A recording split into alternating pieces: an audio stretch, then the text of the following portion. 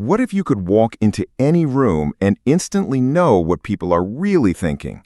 Not just the words coming out of their mouths, but the truth hidden in their silences, their posture, their eye contact, or even the quick flicker of emotion across their face that they didn't mean for anyone to see. Now, before we dive in, take a moment to hit that subscribe button and join us here on Audiobooks for Success. Every week, we break down the world's most powerful books and lessons into practical tools that you can apply to your own life, so you can level up your communication, your influence, and your success. Trust me, you'll want to be part of this journey. Let's get real for a second. Have you ever been in a business meeting where the other person smiled politely, but you couldn't tell if they were genuinely interested in your idea or just waiting for the meeting to end? Or maybe you've been on a first date trying to figure out if the chemistry is real or if they're just being nice. Or perhaps it was a friend who said, "I'm fine," but everything in your gut told you they weren't fine at all. That uncertainty can be frustrating. It makes you feel powerless, like you're always playing catch-up in conversations. But what if that could change? What if you had a set of tools that allowed you to cut through the masks people wear and see what's really going on beneath the surface? In the next few minutes, I'm going to share 3 powerful psychological tricks that will help you read people with incredible accuracy. These aren't guesses. They're not magic. They're science-backed methods that interrogators, negotiators, therapists, and leaders use every single day. Now, let's set the stage with a simple but life-changing truth. Human beings communicate far more with their bodies than with their words. Studies have shown that a huge percentage of communication is nonverbal. Words can be carefully chosen, edited, rehearsed. But body language? That's the raw feed from the subconscious mind. Think about it. Imagine someone sneaks up behind you and yells loudly. You don't stop and think, "Should I be startled?" No, you jump. Your shoulders tighten. Your heart races. The body reacts before the brain has time to filter. And that's exactly why learning to read people is so powerful. It's not about being a psychic. It's about learning to read a language that most people are speaking unconsciously, but very few actually understand. So let's get into the first secret. The first trick is becoming a body language decoder. You've probably heard of the phrase, "actions speak louder than words." Well, in psychology, actions often reveal the truth that words are hiding. Let's talk about micro-expressions. These are the lightning-fast facial expressions that last less than a second, and they're nearly impossible to fake. Imagine you're in a negotiation. You lay out your final offer, and the other person smiles and says, "That sounds fair." But for just a fraction of a second, you see a flicker, a lip curl of contempt, or a flash of disappointment in their eyes. That tiny moment tells you far more than the polite words ever could. It tells you exactly how they feel about your offer. Spotting these moments can give you an advantage most people will never have. Here's another example. Picture yourself asking a friend if they're upset with you. They say, "No, of course not."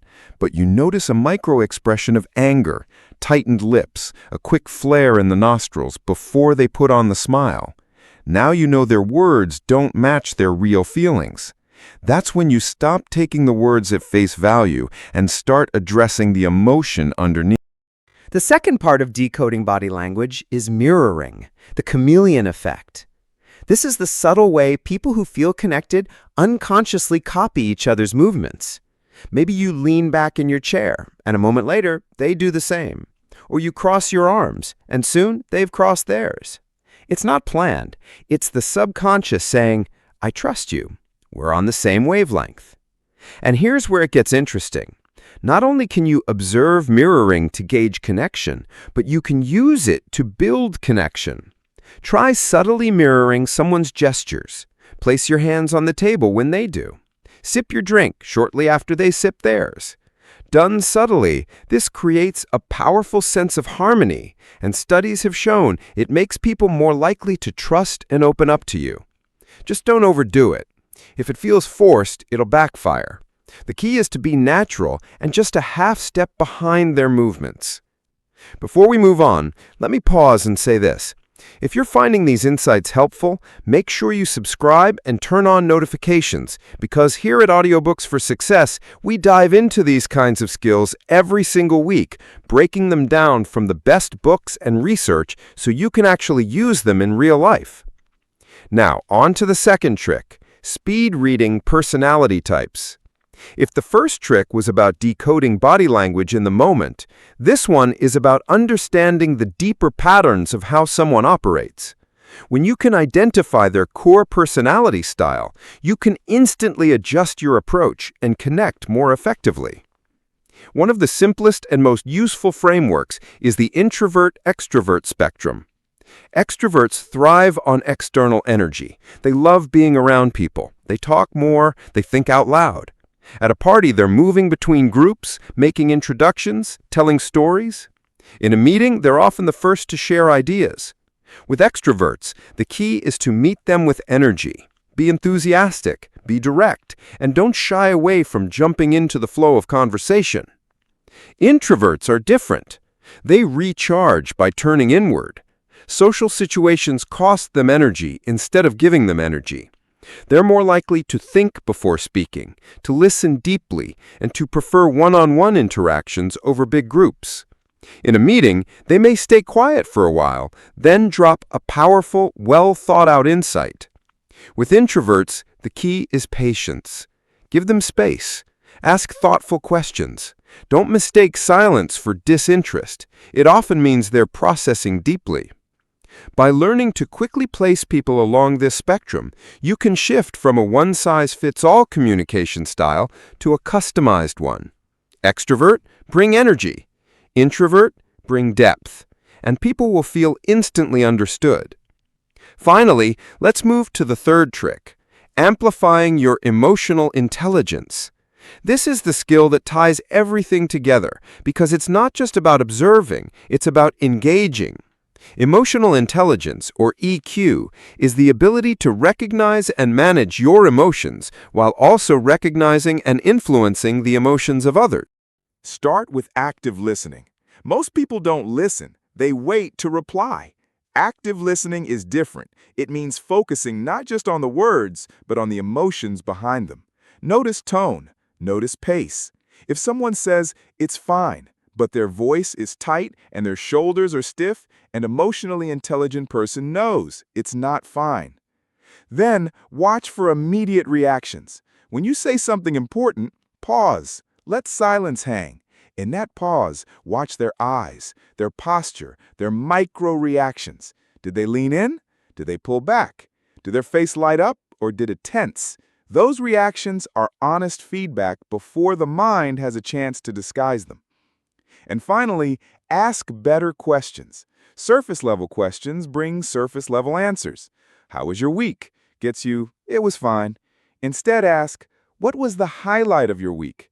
That opens the door to real emotion.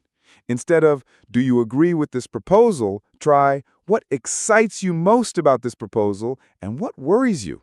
That way, you get honesty instead of rehearsed politeness. Here's an example.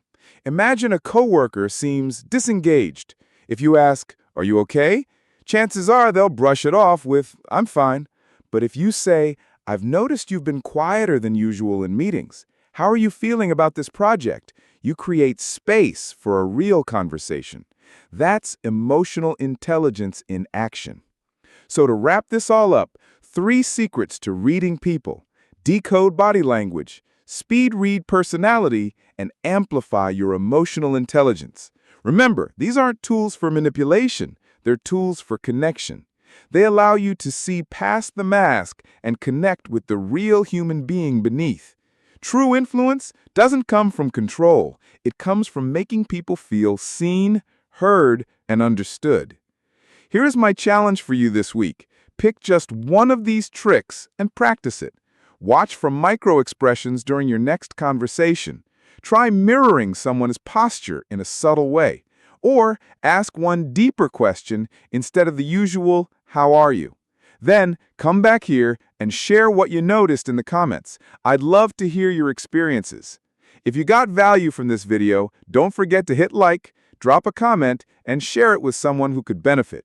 And if you haven't already, subscribe to Audiobooks for Success for more deep dives into social skills, psychology, and success strategies every single week. Check out our Advanced Social Skills playlist for even more insights that will transform the way you connect with people.